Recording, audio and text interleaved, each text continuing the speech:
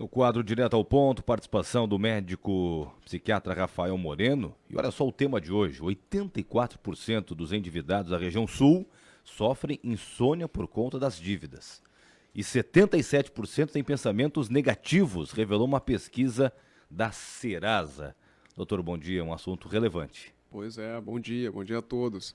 Então, quem nunca se endividou um pouquinho ou bastante, né? Tem gente que varia bastante no seu endividamento, às vezes com banco, às vezes com parente, mas enfim, o endividamento é algo extremamente comum dentro do brasileiro e para quem trabalha com saúde mental, a gente vê que é uma das maiores preocupações que faz com que a pessoa busque um atendimento médico. E a gente vê muito frequentemente esse tipo de preocupação entre homens, né? O homem, quando procura o atendimento, muitas das vezes é por questões do trabalho, por questões de dívidas, negócios que não deram muito certo, ou, enfim, se desestruturou no orçamento familiar, aconteceu alguma coisa e a pessoa acaba se endividando. E quando a gente tem uma preocupação grande, que é pagar uma dívida, enfim, sustento da família, que seja, conseguir quitar um negócio, vem sintomas ansiosos inicialmente, tá? Porque o sintoma ansioso, a ansiedade, que ela nos deixa alerta para tentar resolver o problema, porque a dívida é um problema, a gente tem que resolver o problema. Então não é à toa que nessa pesquisa aparecem aí como muito frequentes sintomas ansiosos, insônia, dificuldade para dormir, dificuldade para descansar, pessoa, como não consegue descansar, ela fica cansada, a memória fica ruim, dá uns brancos na memória. Indivíduo, aquele branco na memória clássico, você deixa a caneta no lugar, vira a cabeça, onde é que está a minha caneta? A pessoa vai para a cozinha, o que eu vim fazer na cozinha? A pessoa, concentração fica totalmente alterada, porque a pessoa está sempre pensando lá na dívida, como é que vai pagar, a preocupação fica um looping na cabeça, certo? O problema da preocupação é que ela é um looping infinito, a pessoa não consegue tirar aquilo da cabeça. Diria que é uma causa recorrente que temos aqui também na nossa região, ou são outros fatores que mais pesam, né, para as pessoas terem problemas aí, especialmente depressão, né, mas pensamentos negativos, é a dívida mesmo? É um problema que se percebe bastante aqui ou é mais a questão familiar, questão de emprego, questão de traição, perdas de familiares que chama atenção? Então, varia muito conforme a idade, tá? Quando a gente pega ali homens, principalmente aí dos 30 aos 50 anos, a dívida é uma das principais causas assim, que a gente vê. Talvez perde um pouquinho para trabalho, né? Problemas relacionados ao trabalho. E a mulher em si, ela acaba buscando sim mais o atendimento, muitas vezes por problemas de relacionamento, seja no trabalho, seja em casa com os filhos, com o marido ou uma separação. A gente vai ver aí conforme o sexo as queixas mudam bastante. Tá? E às vezes também tem a questão que é o quadro completo, né? Uma família está endividada e o problema no relacionamento acaba aparecendo ou se agravando. Puxa, outras coisas, né? A coisa vai acontecendo, porque o que acontece? Se a pessoa acaba para resolver o problema focando demais no trabalho, é difícil deixar a família conciliada.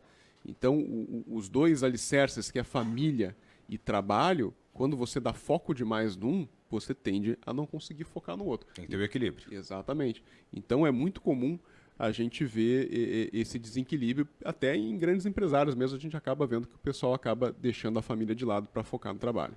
Doutor, é uma pesquisa da Serasa na região sul, puxando a brasa só para nossa região aqui e que o senhor atende uma porcentagem sobre endividamento. Quanto mais ou menos dos casos? Vamos pegar, assim, uns 30% dos casos nos homens, tá? A gente... Muito mais homens, como o senhor citou, né? Mais nos homens mesmo, tá? Então, eu acho que o principal disso é a gente trabalhar melhor o nosso educação financeira, né? O brasileiro, ele tem uma educação financeira muito ruim, isso vem da própria educação nossa, a gente pouco fala de dinheiro. Na própria faculdade, tá? Por exemplo, eu me formei médico, a gente não teve uma aula de gestão de consultório, relacionamento com convênio, então poucas faculdades trabalham com essa questão financeira, a não ser as faculdades de administração, tá? Ou de contabilidade, que obviamente específica, né? São específicas nisso. Então, a média de educação financeira do Brasil é muito ruim. Tá? Os nossos juros são altos, pegar um empréstimo muito alto, não tem um estímulo ao empreendedorismo. Então a gente tem que cuidar muito bem e um grande problema que eu vejo é você querer dar um passo maior que a perna. Isso é muito comum também. Então às vezes começa a ganhar um pouquinho melhor, já financia a casa, já financia carro, enfim, já faz cirurgia plástica, se endivida total. E aí, uma hora para outra, 6 meses depois, o emprego cai. Então, é importante a gente dar um passo de cada vez, ser menos, às vezes, ambicioso, menos otimista demais, porque isso pode nos atrapalhar. Além dessa dica de dar um passo de cada vez, para a pessoa não sofrer com insônia, não ter pensamento negativo, se ela não consegue, ela vai estar endividada, mas alguma dica para não ter essas questões aí que a atormentem também no dia a dia? Então, uma técnica que eu gosto muito é a resolução de problemas. Você tem que deixar os seus problemas visíveis num papel. Pegue um papel e escreva os seus problemas. E em cima desse problema, escreva possíveis soluções, da mais absurda à mais coerente, talvez, e depois analise e execute. O grande problema da pessoa que tem um monte de problema é que ela não vai atrás de uma tentativa de resolução dos seus problemas. Ela fica procrastinando, ela fica empurrando com a barriga a resolução do problema, e quando a gente empurra com a barriga um problema para resolver, esse problema tende a aumentar. Tá? Então, isso é importante. Foque, identifique o problema e vá tentar resolver o problema. E talvez não vai dar certo na primeira tentativa, mas vai para a segunda, vai para a terceira, mas não deixa para trás a resolução do problema. Como é que é a conversa com esses pacientes, doutor, sobre o endividamento?